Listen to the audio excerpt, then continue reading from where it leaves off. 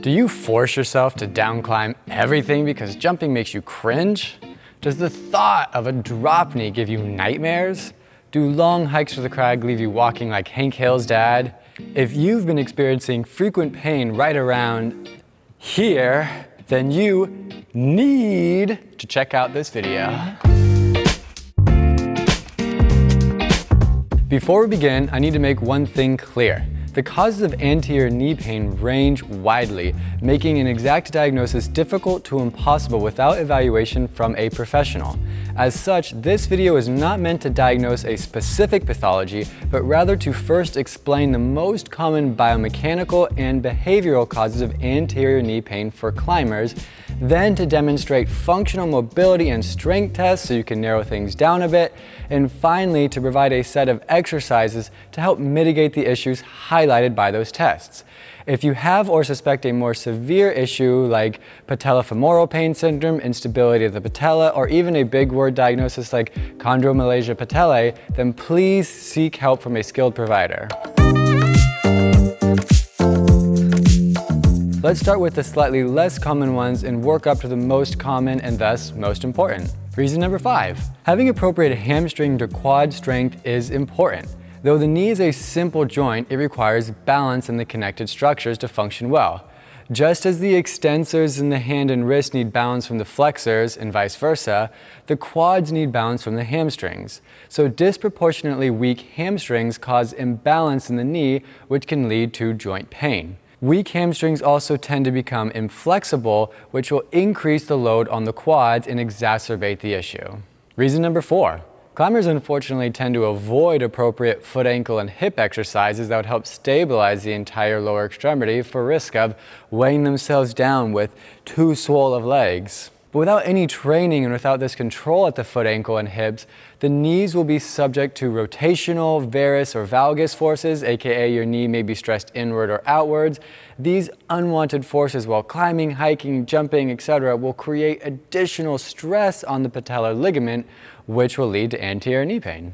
Reason number 3, climbing is a sport that demands full range of motion of the knee, particularly with knee flexion. When climbing at higher levels, we'll often find the need to maximally flex the knee to place the foot as high up on a small chip as we can. If you do not have adequate range of motion of the knee at that time, you'll be forcing an elongation of the quadricep muscles and patella ligament beyond what it can normally tolerate.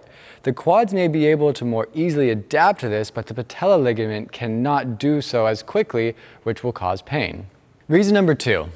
Typically, when we do train the knees, we don't work them through the full range of motion. This is generally safer and causes less impact on the knees, but it does not prepare them for the demands of the scenario we just mentioned, where we perch on a high foot because we often rock our weight onto the foot and then stand up using the full range of motion of the knee. Without adequate training, you are now generating significant force to tissue that is elongated to its end range, has less muscle fiber overlap, and may not be ready to safely handle that much force. This is an immediate recipe to cause irritation that presents as anterior knee pain. Reason number 1. The final reason for knee pain is actually related to our typical behavior as climbers. For example, when you're hiking uphill, do you notice your knees pointing inwards? What about on the walk back down? Did you engage your hips or glutes to help out? If not, you're placing all that force on the knees without using the surrounding structures to help it out. Another common example is the falls we take while climbing. This is a huge shock to the knees, creating high loads, and without adequate training, your patella ligament may not be ready to absorb that force. Your hamstrings may be too weak to create balance at the knees, and your glutes may still be on vacation, not helping one bit. With repetition, this will definitely cause discomfort and anterior knee pain. I'm going to take you through a few tests you can do to help identify your potential problem areas. As with anything, I need to remind you to do these tests at your own risk. And if you think it may cause some pain, do them slowly and safely. The first check we're going to do is a deep knee bend in a squatting position. Start on your hands and knees with a mat on the ground. Walk your hands back towards your knees as you begin to bring your butt down towards your heels. Use your hands as support as needed. Otherwise, try and sit completely on your heels. Now, assess how this made your knees feel. If you have pain or feel limited in these positions, you likely need to work on your knee mobility. For an easy strength and stability test, we will perform a single leg Y balance test. This is best performed in front of a mirror or just with your camera or phone set up so you can watch yourself to monitor your form. You'll also need 3 cones or just items you can push around easily and a tape measure. Start by marking a home or start position with a piece of tape. Place one of your objects directly in front of you and the other 2 behind you and to your side to make a Y. Stand on a single leg with the tape directly in front of your toe. Try to keep the weight in the middle of your foot as you use your opposite foot to push the object as far as you comfortably can. You should not be placing this foot down on the ground while you do this. The control needs to remain in the central foot. Once you have pushed all 3 objects out into the Y shape, measure the distances. You may need to do this up to 3 times. So how did this test feel? Did you have pain on one leg and not on the other? Was there greater than a 10% difference between your limbs and the distance you could push the objects? While it may be normal to have a slight difference with your dominant leg having better results than your non-dominant leg, a greater than 10% difference would be an abnormal finding, meaning one leg has more significant strength deficit compared to the other, and that can definitely lead to issues with that knee.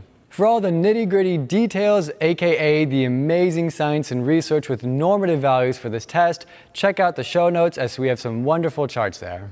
Now that we've checked our strength and mobility separately and in a safer, more controlled manner, we now need to check them together. You see, it's one thing to have some basic strength and range of motion, but having strength throughout that range of motion is even more important. To perform the active heel sit test, start to lower yourself towards your heels, keeping your chest up the entire time. Rest on your heels momentarily and then use your quads to lift yourself back up, returning to the original position. Make sure to watch for a forward trunk lean, as this is a way to make the test easier and is a compensation. What did you feel here? You should be able to do multiple repetitions of this without pain. That would be a sign of a healthy knee with good mobility and end range strength. If you found some or all these tests to be painful or just challenging, how do we go about fixing it? For an individualized plan to really get after your issues, see a skilled professional. But I'm going to do my best to provide you with a guide map that you can use to help correct your issues. Making slight changes to a few of your habits can go a long way to reducing anterior knee pain. These changes include down climbing rather than jumping off the top, rolling onto your back rather than landing flat-footed every time, that is if you're in a gym, paying attention to your knee positioning while hiking, in particular avoiding the knee falling inwards, engaging your glutes while hiking, in particular using the glutes to help you step up, and also engaging them lightly while hiking down to reduce some stress on the knees. The foot up against the wall, half kneeling stretch. This is one of my all-around favorite stretches. Start by placing a pad down by the wall. Next, go into a half kneeling position while facing away from the wall. Continue to slide back further until your knee is as close to the wall as you comfortably can. Next, keeping your chest upright, shift forward to really get into the stretch. You may need to adjust the placement of the knee once again as you shift forward. If this stretch felt impossible, or if you're just too afraid to try it, start with a standard quad stretch and a hip flexor stretch to build up your confidence. The subject of strengthening the knee is vast. Though if you figured out specifically what is causing your symptoms, you can of course focus on exercises that target that issue. To perform the side steps with the band at the toes, start with a circle band or simply tie a band in a circle. Place the band around the balls of your feet, create mild tension in the band, take a small 4 to 6 inch step to the side with one leg, match that step with the trail leg, but make sure to move this in a slow and controlled manner. Place the leg back down and continue to move to the side. Perform 10 to 12 steps, 2 to 3 sets. This should be done once or twice a week, but can be performed more frequently as needed.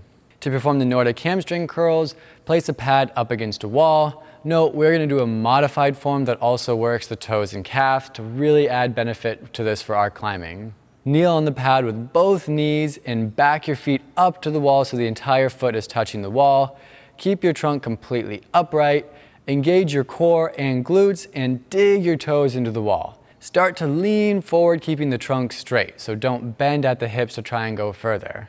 Fight to go as deep as you comfortably can, holding for about 1 second, and then return. Repeat 10 to 12 times, doing 2 to 3 sets of this exercise. To perform anterior lunges with knees over toes, start with your feet hip distance apart, step forward with one leg. The step distance here definitely matters. If you take a shorter step, you will force a lot more knee over toe action, which means you need to have good range of motion and strengthen that leg. If you take a longer step, you will feel a larger pull in the hip flexors on the back or stationary leg. Try to keep your posterior or back leg straight throughout the movement for an added stretch of the hip flexor. Start to lower down as safe and comfortably as you can, with the end range goal being able to fully flex at the knee.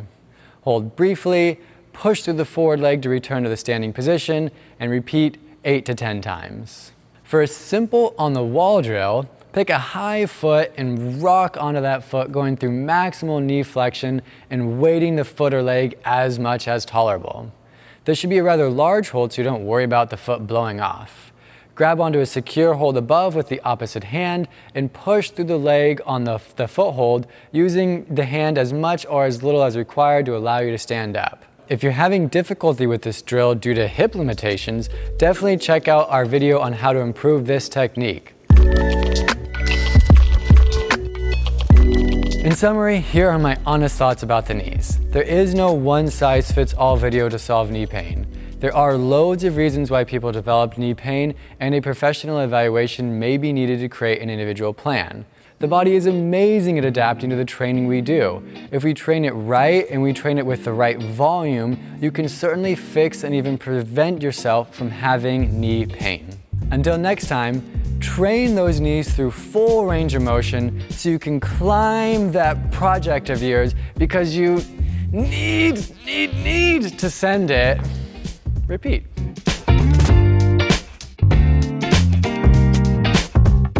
The continuous jumping from bouldering gym walls, the unexpected. I didn't expect that one. Nah, no one would. For all the nitty-gritty details, AKA the true science with amazing, I shouldn't say it like that because that makes it sound like what I just said wasn't valid.